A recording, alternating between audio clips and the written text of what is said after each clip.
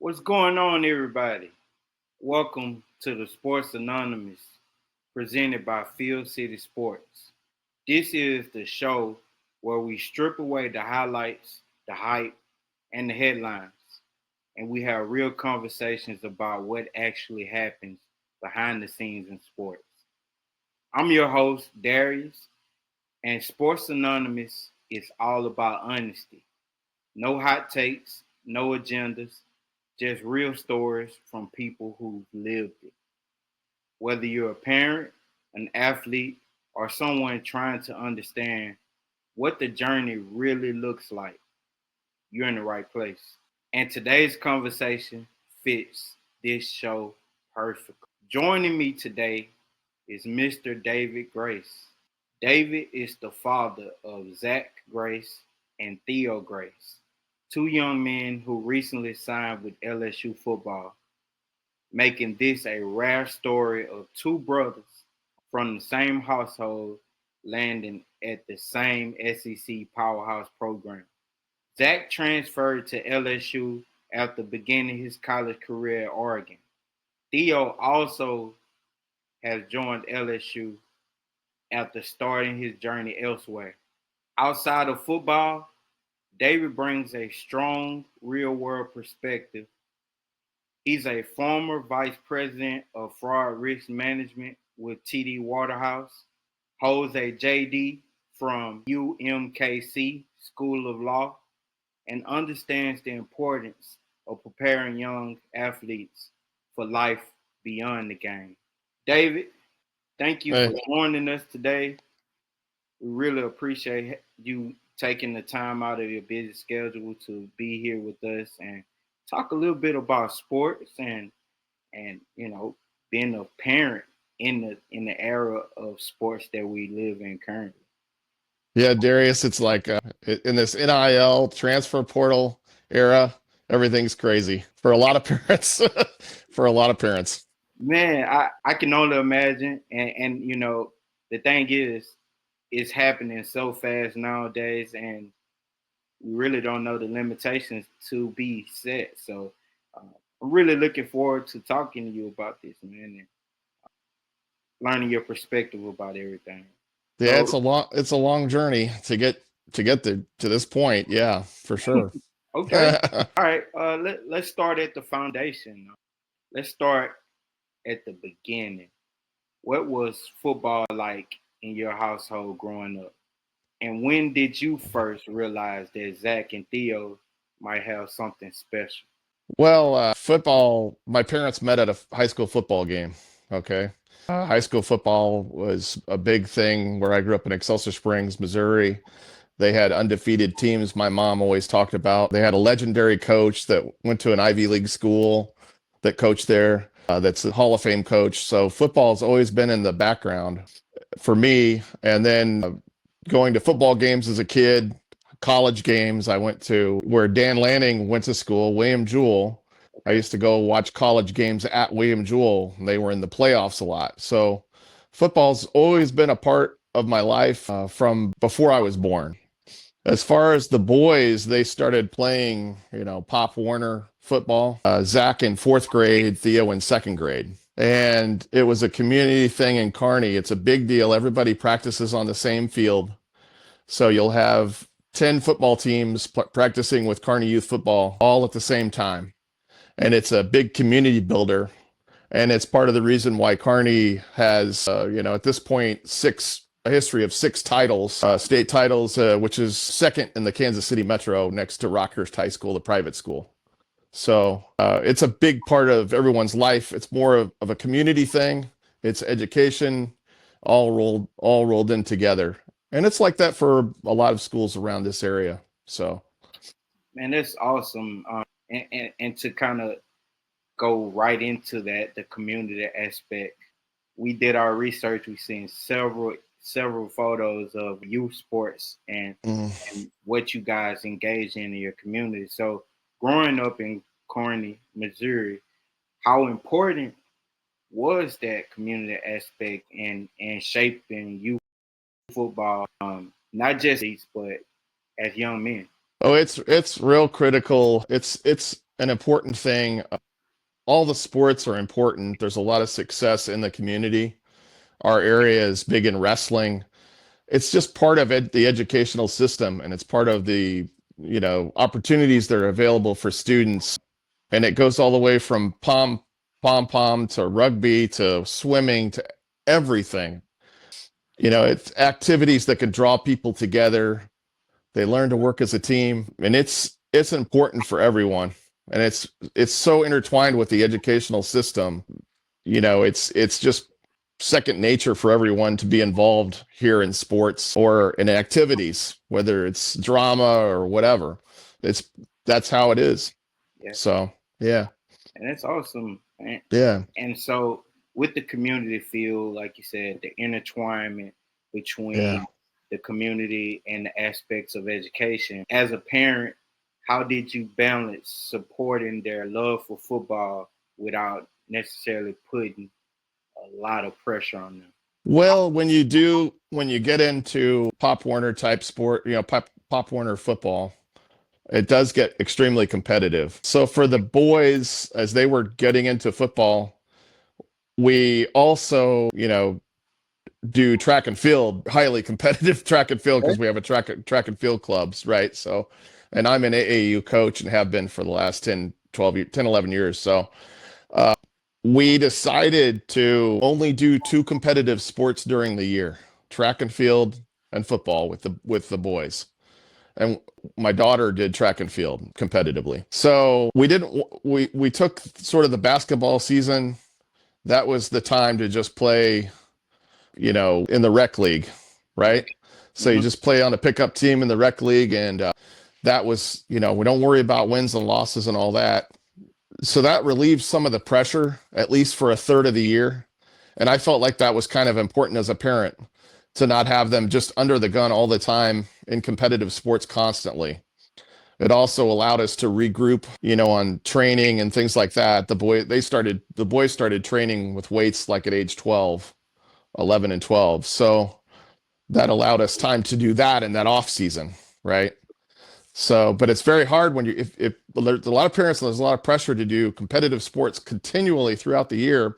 And oftentimes nowadays it's one sport, which I understand with soccer and with baseball, there's a lot of skills that have to be learned. And so you feel compelled to make sure that they're working on those skills all year long. But that's kind of how our household handled it, in a way where they could still worry about, focus on school, have some competitive sports during the year, but not be all year. And that's just how we did it. That doesn't mean that's right, that everybody else has to do it that way, but that's how we did it. And then look at the results that follow, right? Kind of going into that, man, I really enjoy speaking to you about your household and how, as a parent, you help develop a competitive spirit with your young men. And also you mentioned your daughter who did track and field as well. Let's go and shift the energy a bit. Let's play a game here on the Anonymous show that we like to call Fact or Fiction. But as mentioned, it is the Grace Family Edition today. Okay. So, all right, David. So before we go any deeper, we're going to loosen things up a bit. Okay. This is a quick game we call Fact or Fiction. I'll throw out a statement. You tell me whether it's fact or fiction. And if there's a story behind it, feel free to share, okay? Okay. All right? Yeah, let's go. All right. Fact or fiction? Zach and Theo played multiple sports growing up, not just football. Fact. Okay. The fact they did, track and field, basketball. I'm trying to think, weight training became all encompassing, and they got into powerlifting too, which that's another sport that you don't really talk about much, but they were highly competitive. In fact, that was probably one of their best sports was powerlifting. And so, yeah, I'm trying to think if Theo played some soccer, and Zach played soccer Zach played on a competitive team in soccer. He was a goalie up through seventh or eighth grade. And So they played a lot of different sports. There was some sports we would have liked to have gotten to, like wrestling and stuff, but it's just like, you can only do so many sports. Yeah. So Seriously, yeah. very competitive young man. Yeah. Fact or fiction? There was a moment when one of them seriously questioned continuing football. Yeah, there was a moment for Theo with continuing football, and the reason was there was he won nationals 3 years in a row in the javelin at AAU, right? He got to be a junior in high school. He won the state championship in the javelin, and he set the state meet record in the javelin as a junior. So there was some thought at that point of like, hey, you could just go ahead and do the javelin. So there was some question of him continuing, but then he kept going on with football, and that particular year is the year they won the state championship. Oh wow, yeah. So, and he was all state first team 2 years in a row. That was the first year he was all state first team, and he had like 124 tackles or whatever that year. So it was kind of like, nah, he's a football player, so he wants to keep playing football. But that's where it got. Probably junior year. Theo's junior year was the year. Wow, man. Yeah. That's awesome. 124 tackles. Theo is a hybrid linebacker that I feel can get on the field and compete right now. He's ready. Let's go into it, man. A fact or fiction. You've had to step back and let them fail at times, even when it's hard as a parent. Yeah, I think that there's been expectations. Like I ran the hurdles in college, right? So I had both of them running the hurdles, and Zach was all conference as a hurdler. He was in some big meets and getting top 4 places as a sophomore in the hurdles, right? But he was also a thrower, one of the top in the state in the throws. Even as a sophomore, he was all state. So I had to step back, and I mean, it wasn't a failure, I guess you'd say, but it was more like, they're just not doing the work. Like he wasn't doing the work he needed to do for hurdles. Like I knew that. Yeah. And I just kind of let it happen. And it was kind of like, hey, I just don't want to do this anymore. Because he was highly competitive in discus and shot. And it doesn't really match, doesn't really go with the hurdles, right? So and in my mind, I was like, oh my gosh, he's going to be all state as a senior in the hurdles, and he's on track to do that. But I was like, you're not getting the right practices in, you're not getting the reps, you're not, so I had to step back and realize that's just not his will. He doesn't want to make that happen. So it's more like, it's not really failure, more like, choosing your path. Right. Right. So, but you kind of go along and let them kind of choose their path. And it doesn't have to be considered really failure. It's more like, well, that's just not the direction you want to go. Right. So you're redirecting. Awesome. So hey, get that. Let's go with this one. Fact or fiction? One of your sons was more vocal as a leader, even as a young age. More vocal? Yeah, I would say even at a young age, Theo, the younger one, is more vocal, and he will definitely let somebody know if there's an issue or whatever. Zach's more quiet, and Zach will just do what needs to be done to the highly detailed degree. But I don't know that he'll vocally go out and sort of lead others verbally necessarily. It's more by example. Okay. But yeah, I would say if anybody's inclined to do that, it'd be Theo probably more. Okay. Speaking of Theo and Zach, let's kind of get into the aspect of recruitment. Zach, who left Corny and went to Oregon, and Theo left and decided to take his talents to North Dakota for a while. Fact or fiction? There were recruiting conversations that sounded good, but didn't feel right. Yeah, this whole process for parents is pretty tough because And it's tough for the coaches too, and the players, because you have conversations, you get offers, and as everyone knows, like those offers are only open for they're not open indefinitely. So as parents, we didn't know that. We didn't know about these camps that you go to and get your star ratings, you know? Yeah. So we don't know about that.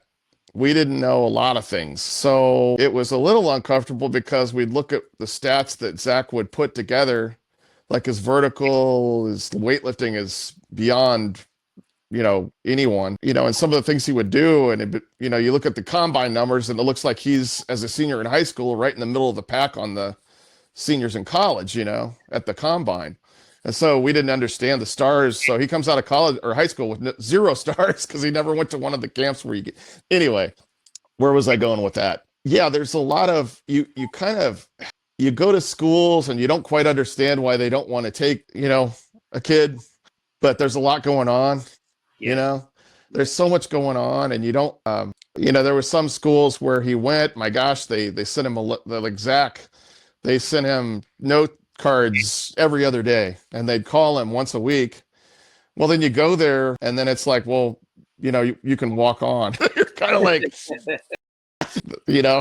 Yeah. what are you talking about? Like, he's got 7 offers from other D1 schools, but you guys are contacted more than anybody, but you don't want to give him anything. So I don't understand this. It's very confusing. Yeah. It's confusing. It's got to be confusing universally for every parent that's going through it. And I would say that, definitely go to those star ratings, wherever they do the star ratings and all that. Make sure you go. Okay. Go to that. Like, we were doing competitive AAU track meets at that point. We should have been taking Zach to camps and taking him to the star rating stuff. We didn't know that. So we're going to national meets in Greensboro and Texas and all over the place for track at the time when he should have been getting lined up for football. Yeah. So that was a mistake on our part, but we just weren't aware of how it worked. But yeah, there's a lot of confusing conversations you have with coaches, and like some schools, you just know that I don't think he's going to want to go there. Yeah. I mean, he went to the academies. He got offered by Navy and West Point, and I don't know. I didn't think that would be a good fit, but he really wanted to go to West Point at one point. So it all worked out fine, but it's a very stressful process. Speaking of that process, as mentioned earlier, Zach chose Oregon and Theo chose North Dakota, but together they're actually in one locker room now. And fact of fiction, LSU wasn't always the plan, but it became the right one.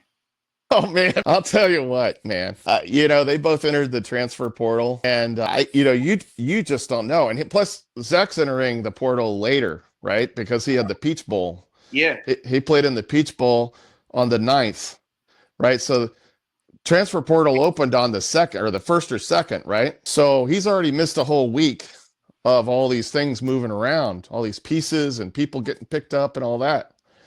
So he enters on the 9th, on the 12th, on a Tuesday morning. That's the first time I heard of LSU. By Wednesday, we're flying to move there. wow. Like, this is how fast this stuff works. Wow. And it makes sense, like when you look at it, you think, yeah, their needs of what what they're wanting to do and trying to do. I didn't even know what the picture was. I was kind of looking at Oregon, I was Oregon minded, like wondering why, he was transferring and not quite understanding, and thinking, well, there's some good options out there because he'd already been in contact with some coaches, and, there was good options for Theo, and he was going to be set up, to go. And, yeah, LSU was not on the radar, but then it all made sense once we got there. Yeah. It's kind of like you get there and you go, oh, this all makes sense. Yeah, for sure. So let's talk a little bit about the actual visit to LSU. Tell me about it. Can you maybe rate it from 1 to 10? What was the experience as a parent, and how did you think your boys actually felt being there? Well, I can tell you with no exaggeration at all, it's a 10. Wow. It's an absolute 10. And I've been to quite a few colleges. I don't need to name them all, but I've gone on a lot of trips and everything. There's some really good ones. Don't get me wrong, with different coaches that said some things that were really informative. This was a different type of visit. Obviously they already wanted them to come there, and so it's a tour of the facilities. You find out when you get there that Nick Saban designed the facility, right? He was part of the people that designed it. Yeah. You've got Lane Kiffin coming with a tremendous staff that's gonna, they want to win. Yeah. Check that box. So facilities, coaching, staff, the people that work there, they know what they're doing. Everybody you met, they know exactly what their role is and what they're doing, and it's all put together. And then the crescendo of it is you get to go into a place that is legendary, Death Valley. And the Yeah. final kind of thing you do is go into Death Valley, and they have it all set up and have the lights on and a little video and everything. And well, if that doesn't give you chills, then I don't know. If you better check your pulse, because I didn't know. I grew up, I was maybe 10 years old when I saw my first video of fans from LSU. Okay.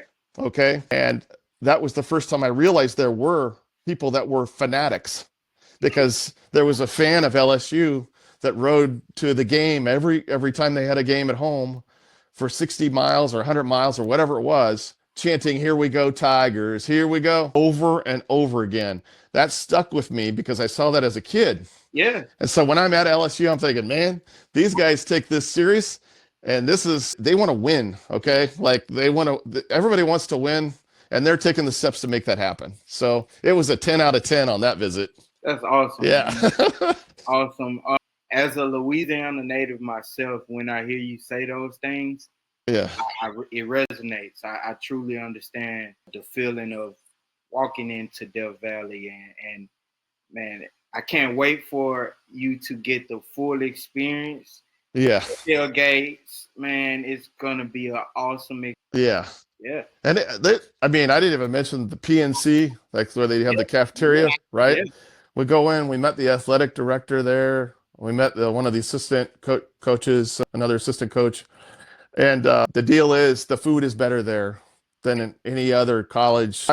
I would put money on it. I had roasted duck, right? I had roasted duck and candied yams, right? And it was at a restaurant where you'd probably spend $40 for a plate of food, right? Yeah. The staff has all been there 20 years that works there, and there. And they told us, you go up to the counter and they said, we've got 4 or 5 different entrees, but if you want something different, they'll make it. You can ask them right there, and they could make it for you. Man, it just goes to show you, man, that that's a top-tier program there. And I think back when you just mentioned that. I think back to when I was younger. I went to a LSU football camp, and trying to talk about the food a little bit. For lunch, they fed us jambalaya. It's insane, man. Just the amount of culture that walked through that building, man. And so I'm grateful that you guys got to experience that. Yeah. Yeah. So kind of going back into the recruiting aspect from the outside, recruiting looks glamorous. You kind of talked a little bit about how it feels as a parent going to different schools, mentioning what coaches expect and how it might not align with exactly what Zach Theo wanted. But like I said, from the outside looking in, recruiting looks glamorous. What's something parents and athletes don't see right away but should understand about the process? Well, one thing that they don't see right away is that you have this tremendous athlete, that you're bringing to the school, and they play a part. Football is a team sport, and your tremendous athlete might not fit into what they do. And it's not anything, it's not a rub against your athlete. It's just like a particular school that you go to, if you've got if you got a kid that's really a, top-notch receiver, and you go to Ohio State and you got Jeremiah Smith there and Yeah. the other receivers there, it's like, you might not fit there, right? So that's kind of like an unseen thing. It's kind of disheartening because you kind of want your kid to be recognized and picked out, and they think, oh, they could do something for our team. But it's just, there's always going to be that there, and you're always going to be like, oh, they kind of blew us off, or that didn't work out. And there's so much stuff going on with those coaches, and especially now with this transfer portal and NIL and everything, that I don't even know how they can put a roster together, honestly. Yeah. It's an amazing feat, and that's going on, and you have to realize that it's hard for them to, put these rosters together, and you don't want to get necessarily offended by a school if they're not, well, I don't understand why they're going to offer a full ride and these guys are offering a walk-on, preferred walk-on, and that's just part of the whole process, and it's just something you don't necessarily see, but you might experience, and you might not see you're never going to see all the different reasons for why they're picking certain people or certain positions, because that's on their agenda, in their meetings that they're having. So, Okay.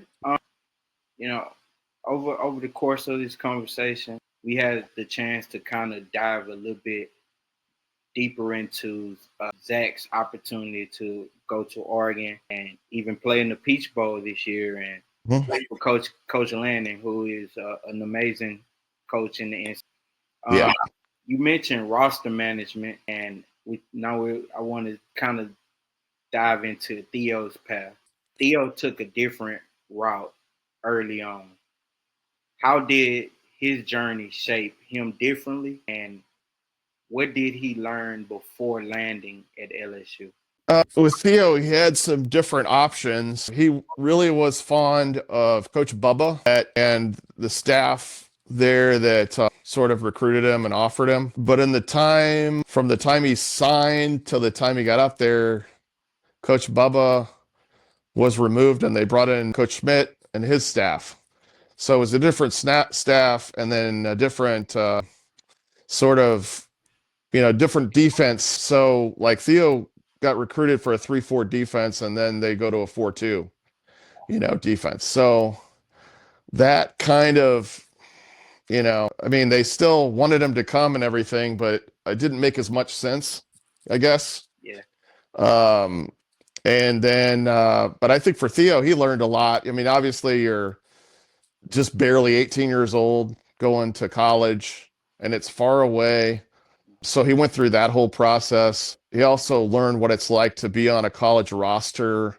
They brought in a lot of transfers, portal guys that were older. Mm-hmm. So Theo was, almost 17 years old. He's hanging out with guys that are 24, on the linebacker stand. And these guys are the guys that played, FBS football, Yeah. They already played on, in some of them started for a couple of years, at some of the big FBS schools. So that was a good experience for him too, just to see how all that worked. They had an excellent weight training program. And they have a really complicated defense. So he got to learn what a really complicated defense looks like in college football. So I think all in all, it's been a good experience for him that he went to North Dakota to carry forward, in this journey to LSU, because it's experience that's very valuable, I think. Yeah, man. So just speaking about those Saturday nights in Death Valley that'll be coming up, man, we love a good 7 p.m. game at Death Valley. But yeah, have you and your family figured out how you're gonna do the jersey situation?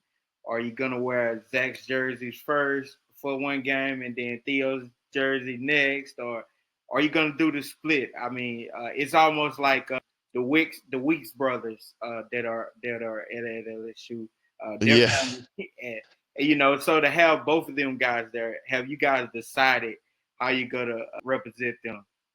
I didn't even think about that. We'll probably have to switch off. Like maybe one of us can wear Zach's and one can wear Theo's number or something like that.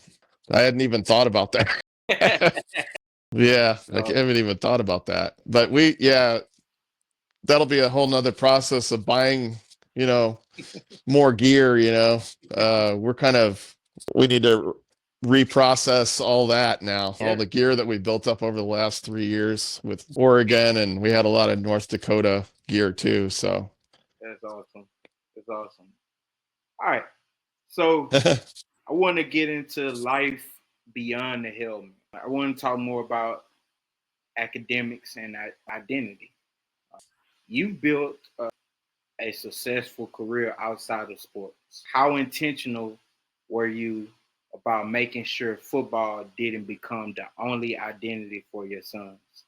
Being that they are going to some very great schools and yeah. academics is very high, how would you say that you ensured the vision stayed true? Well, my wife Aressa and I have constantly, pressed them to discover what do they want to do with themselves, what do they love to do, what kind of career that could be, and then what kind of classes can you take at a school, what kind of alternatives are there for developing and fostering a future career. And there's a lot of creative alternatives. Some of them we found out at LSU, actually. If somebody does, say, interdisciplinary studies or a general studies degree, that's not the end of the world because you can minor in areas that you're really interested in. So you might have minors in, kinesiology and sports physiology, not actually majoring in it, but you can focus on those areas if you think your career is going to go that way, right? So we've always been pushing them to do classes geared towards what they're interested in and what they think they might want to do afterwards. I know with Theo, he's interested in construction and real estate and things like that. They have construction management there at LSU. And I know, Oregon's a little different. The Oregon system between Oregon and Oregon State, they split up some of the disciplines. So, like if you study marine biology, it's at one school only.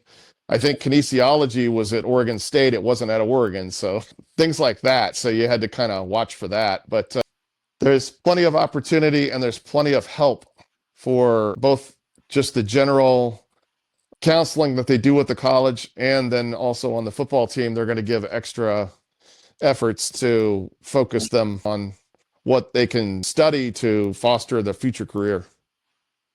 But All right. And again, we talked about the transfer portal and how natural it's becoming in today's sports and time, especially with roster management. What advice would you give parents and athletes navigating the transfer portal for the first time? with the transfer portal, if someone, if your student athlete comes to you and says, "I really want to transfer," well, you better ask a lot of questions. Why do you want to transfer? What are the implications of this and what is it going to look like? It's the grass is always greener somewhere else, and there should be some good answers for that, you know, educational or, more playing time or more money or whatever. There should just be some good answers for that. Yeah. Um, I feel, and I don't know all the numbers behind it, but I just feel like there's a lot of people that are thinking they can get into the portal and someone's going to recognize them. Well, they need to do a lot of legwork.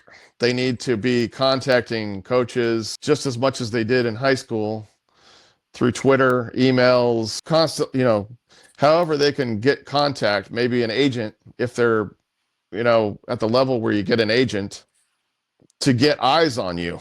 Because I feel like there's some really good athletes and good football players, obviously, that are out there. And, you see it all the time. You got guys that are at, they end up in Division II and it's like their body wasn't tall enough or they weren't whatever. I mean, it's just these metrics that are almost nonsensical, really, when you think about it. I know, University of Missouri had a running back that was, top 4 in the nation a couple of years ago, and he was in Division II and had 0 D1 offers. So, It really is, it's time for self-promotion and making sure people know you're out there. But that would be the biggest thing, is treat it just like you're a junior in high school again, and contacts, emails, phone calls. It has to be pretty fast and furious, because the deadline and this weird timing of January, it's like a 2-week window. Yeah. It's really absurd, because that you're condensing what normally takes months into basically like 10 days, realistically, because you have to have everything lined up for phone, for airline trips and visits and all that. And you've got 2 weeks to get it done, they're going to have to look at that. But from a parent's perspective, it's about promotion and making sure you're talking to your old coaches, your college coaches, everybody you can, and get your videos ready, get them out on X, get them on YouTube, so that you can email them to to different coaches. All that has to be lined up. If you're not doing all that, you could be in real trouble, I think. I must agree, and really great advice. Seeing that both of your sons are going to walk this journey together, what does that mean to you as a father? I picture them together. They played one season together in high school, and there's some pictures from that. And I know it meant a lot to them. They finished their Zach's final high school game. They were both on the field at the same time. And I know that it means a lot to Zach to have his brother there. And I know it means a lot to Theo to have his brother there, and they're together. And I think they're going to motivate and press each other, just like they did from the time they're 12 all the way, through high school, where, they got up together at 5 a.m. to go to the gym. They did all the training together. So they kind of push and challenge each other. So from that perspective, it's good, but it's going to be a lot of support. It's kind of like having your family with you on the team. And it means a lot, I'm sure, to Zach, because he was way out in Oregon. His grandparents were there in Oregon. They lived in Springfield. Okay. So they were only 15, 20 minutes away. So that was kind of, a lifesaver for him. But it's going to mean a lot to have his brother with him on that team. I can tell you that. It's going to be awesome. Can't wait to see it. Yeah. I have this last tidbit. Right now, there's a young athlete or a young parent that is going to probably watch this video. They're going to learn something from the things that we talked about today. They're in the midst of chasing their dream right now. What doesn't get talked about along the way of chasing their dream and channeling the opportunities that present in the future? Well, I'd say to reach your ultimate goal, you have to set the goal first. So if you want to go to the Olympics, you picture yourself running a 4-minute or under a 4-minute mile, and going to the NFL. You have to believe that you can get there. You have to have the dream, and then you have to make a plan. When you make the plan, you have to go step by step, and you have to be consistent with following through on the plan. That could be weight training. That could be your diet.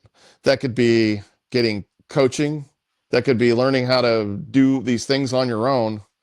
One way or the other, if you want to get to that goal, you're going to have to find a way to get there. You're going to have people that can help you along the way, but you have to make it happen. And you're going to make it happen day by day, waking up every morning, knowing what your goal is and what am I doing today to make that happen. It'd be the same thing that Coach Kiffin will say, or Coach Saban will say, or Coach Lanning will say. What's our goal? Let's make it happen. Let's do it day by day, step by step. Let's break it down into components of all the different things that we have to do, and let's get them all done. Right? And I've been around Olympic athletes. I've been around national class athletes, state champion football teams, and whatever. It's it's the grind. It's the intensity when you need the intensity. It's the rest when you need the rest. But it ultimately comes down to planning and execution. And anybody out there can do it. And there are limitations, and there's always things that are going to hold you back, but you've got to find a way to make it happen. If that's your dream, you've got to go for it. Well, Mr. Grace, I really appreciate your time, your honesty, and your perspective. That is exactly what the Sports Anonymous is about. Real stories, real experiences, and real lessons. To everyone's watching and listening, thank you for tuning in to Field City Sports, presented to the Sports Anonymous. Make sure you follow Field City Sports for more conversations like this because the game is bigger than the scoreboard. I'm Darius, and we'll see you next time. Thanks, Darius.